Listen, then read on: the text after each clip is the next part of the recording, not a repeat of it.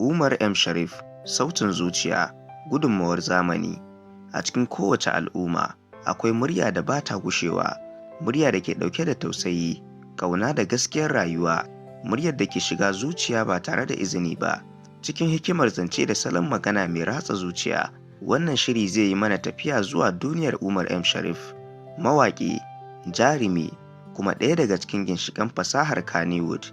Wannan ba wai labarin waƙa ba ne, labari ne na tarihi, daraja da mutunci. Umar M. Sharif ya taso ne cikin yanayi da ya koya masa darajar rayuwa tun yana ƙarami.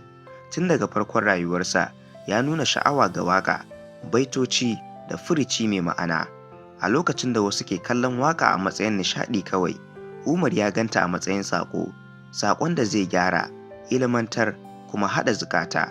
Wannan hangen nesa ne ya fara gina tubalin abin da zai zama babban suna a Kannywood. Shigarsa Kannywood ba ta zo da sauƙi ba, akwai ƙalubale, akwai jarrabawa, akwai ƙoƙari mara gajiyawa. Amma abin da ya bambanta Umar M. Sharif shine haƙuri da tsayin daka. Waƙoƙinsa suka fara bayyana a fina-finai, kuma ba da daɗewa ba, muryarsa ta zama abin ganewa. Duk inda aka ji waƙa mai cike da motsin rai, zuciya tana tambaya, ko Umar M. Sharif ne? Umar M. Sharif ba mawaƙi ne na banza ba. Waƙoƙinsa suna ɗauke da ƙaunar gaskiya, darasin rayuwa, tausayi, soyayya mai tsafta. Yana waƙa ne daga zuciya zuwa zuciya. Kalamansa ba hayaniya ba ne, suna da nauyi, suna da ma'ana. Shi yasa waƙoƙinsa ke ɗorewa a zukatan masoya, kuma suke zama tarihi a masana'antar Kannywood. Umar Muhammad Sharif, wanda aka fi sani da Umar M. Sharif, an haife shi ne a ranar 8 ga watan Afrilu na shekarar ta 1989 a cikin garin Kaduna. Umar M. Sharif fitaccen mawaƙin Hausa ne na soyayya, sannan an san shi a matsayin jarumi a Kannywood. Umar M. Sharif yana da kyakkyawar alaƙa da duk 'yan fim ɗin Hausa na Kannywood, musamman Ali Nuhu, wanda ya taka muhimmiyar rawa wajen fito da jarumin.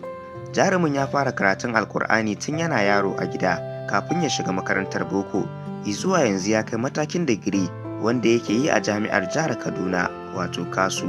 Jarumin ya jima yana waka, amma taurarinsa ya fara haskawa ne a shekara ta 2007. Sannan ya yi waƙoƙi da dama a ɓangare daban-daban na soyayya, siyasa, da waƙoƙin biki da suka haɗa da Jinin Jikina, Sarina, Jirgin So, Ruwan Dare, Hafiz, Ciwon Idanuna, Arewa, Ciwon So, Mariya, Waza na ba kaina, Aisha, Mansur, Tsintuwa, Baƙo, Kalaman Bakina, Masoya, Ni da Ke, Ku yi haƙuri, da dai sauransu. Ba waƙa kaɗai ba, Umar M. Sharif ya kuma nuna bajimtarsa a matsayin jarumi. A cikin fina-finai, yana iya shiga hali cikin sauƙi, ya fassara labari da gaske, ya sa mai kallo ya ji kamar yana cikin fim ɗin. Wannan ya ƙara masa daraja, ya kuma tabbatar da cewa shi cikakken ɗan fasaha ne, ba ɓangare ɗaya ba. Tasirin Umar M. Sharif ya wuce fina-finai da waƙoƙi, ya zama abin koyi ga matasa masu sha'awar waƙa da fim. Yana nuna cewa ana iya yin waƙa cikin tarbiyya, ana iya samun suna tare da mutunci, ana iya shahara ba tare da raina al'ada ba. Gudunmawarsa ta taimaka wajen ɗaukaka martabar Kannywood a idon duniya.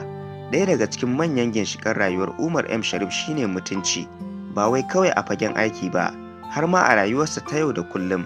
Wannan ne yasa ake girmama shi, ake sauraron sa, kuma ake daraja sunansa a cikin masana'antar. Umar M. Sharif ba suna bane kawai, tarihi ne, murya ce da ta zama alama.